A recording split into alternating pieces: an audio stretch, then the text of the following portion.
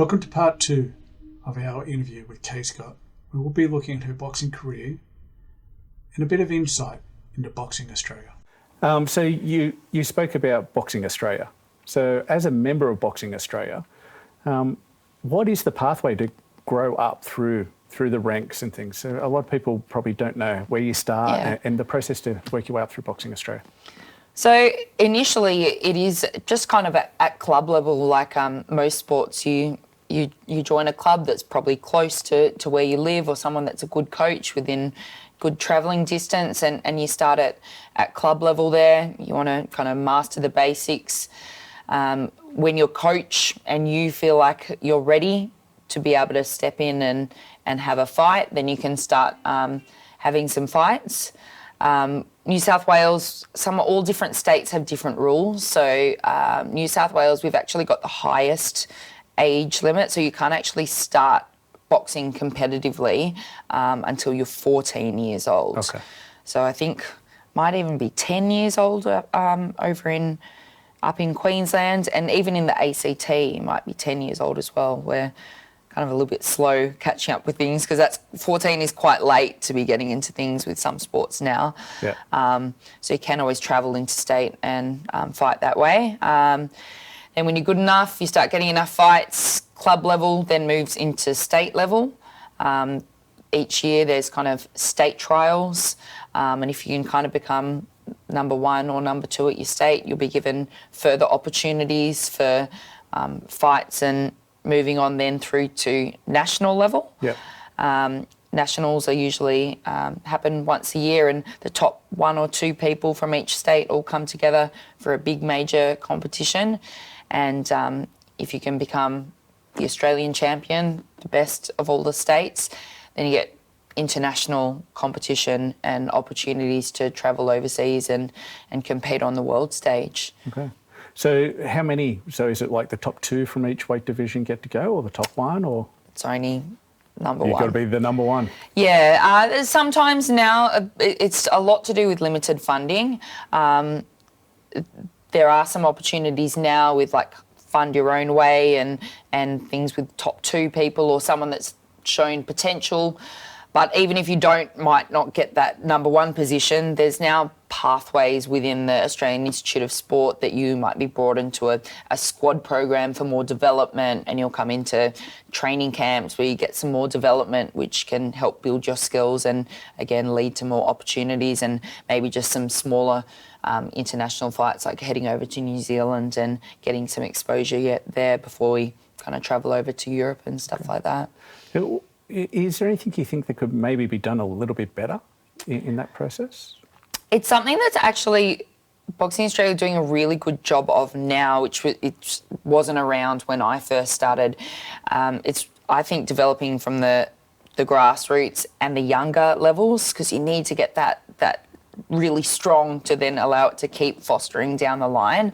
And we do now have a lot of youth and junior programs where they meet regularly and they get exposure to, we've got now Jamie Pittman, who I said is now in charge of those youth and juniors, and he travels interstate with seminars to help build the skills of those athletes, and there's plenty of opportunities if they show skill and heart there of getting international fights or more state-to-state fights there. So would Jamie sort of be looking for the talent and then maybe suggest a different gym, or how important is your gym and your coach to the whole process?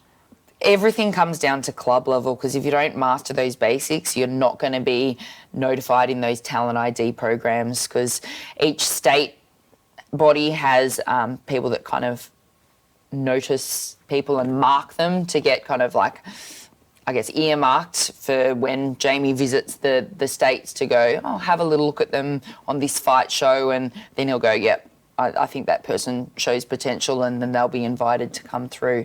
So a lot of it does come down to club level. He can also discuss with them whether he thinks they need to change clubs. But yeah, biggest thing is getting those fundamentals right and having a good coach at club level. Okay. We've been speaking about Boxing Australia, which is amateur boxing. What are the big differences between, say, amateur boxing and professional boxing? What are the options there? It's actually quite a vast difference. There's tactically different, stylistic differently, timing differently. So amateurs in the elites, both men and females, will fight 3 3-minute rounds. And we fight in international levels consecutive days. So something like the World Championships, it was 5 fights to get through to the gold medal rounds. Okay. Whereas the professionals, women fight 2-minute rounds, males still fight 3-minute rounds. For the championship belts, women will fight 10 2-minute rounds. So it's kind of like saying comparing a marathon to a sprint. Yeah. And the men fight 12 3-minute rounds. So you can imagine the style of training is quite different, having that endurance capacity, and then the way that you fight, your style of shots and the scoring systems is even quite different there as well. So even though it's boxing, there's lots of differences. You can't suddenly just go be a top level amateur and swing straight into the pros and go, okay, you're going to be a top level pro. They often take easier fights at the beginning to help wean them into, okay, you've got to learn to sit on your shots a little bit longer. It's a little bit harder heavier with your shots. You do get a lot more knockouts coming through because of those extended rounds that they fight, and that both no headgear in the pros as well. That's a big difference between the amateurs as well. I believe that you've got a place in history as the first female boxer in New South Wales to actually fight an exhibition fight. So how did that come about? That is. So referring back to my journey when I first got introduced to the boxing, I'd signed up to Hornsby PCYC, was going regularly, like 3 or 4 times a week, and some of the boys were fighting on the weekends and I wanted to support and join in, so I'd go and watch some of their fights. And Danny, the head coach down there, I was sitting there watching one of the boys and I was like, oh, do you think maybe that I'd be able to have a fight, like if I keep training hard for another year or something? And his response was no. And I was like, oh, what do you mean? What do you mean no? He's like, you can't box in New South Wales. And honestly, my jaw dropped down to the floor. I was like, what do you mean? He said, it's illegal for girls in New South Wales to box. And I was like, so 2008 or something like that. And I was like, I just don't understand. It just confused me so much. But we, again, New South Wales has some different laws to some of the other states, and it was kind of one of those archaic type laws that still existed. I still get training. I was really kind of mostly focused on my study at that stage, but later down the track, the 2012 Olympics introduced females for the first time, because it had only ever had males competing in that sport. And when that was announced that females were going to be introduced, the New South Wales government lifted that law, so it would kind of be equal opportunity for all Australians, states, all the states to be able to. And as soon as that law was lifted, I was like, Danny, can I have a fight? And he's like, okay, let's start training for a fight. And it's pretty nerve-wracking. So you can imagine your first fight anyway, you're absolutely scared. And I had a Channel 7 film crew out there in the back when I've got no idea what's going at me.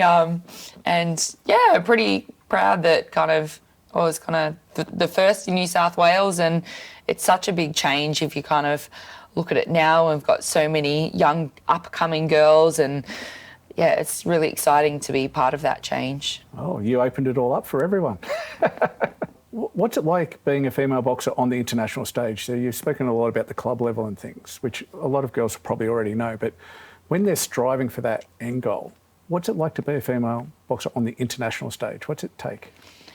It's a lot of hard work, but I think that's the case in any elite sport or any career. If you want to be at that top level, it's going to take a lot of hard work, discipline, dedication. I think we're in a really great place right now. I think women in sport are really earning the respect of the general public, of coaches, and it's it's a really positive change to see of when I first started back in the boxing game. Also think combat sports is being accepted by the public a little bit more as well. Yeah. Probably just the readiness of things like the UFC, and people just see it a little bit more. So it's more accepted, whereas kind of when I was first starting off, my parents were kind of a little bit anti it, a bit standoffish, and Dad thought it was just going to be a little bit of a phase that I went through, and concerned for me. Whereas now our sport is kind of performance driven with Boxing Australia, and the funding comes is when you perform well. And the last kind of 2 Olympic cycles, the females have really been performing well.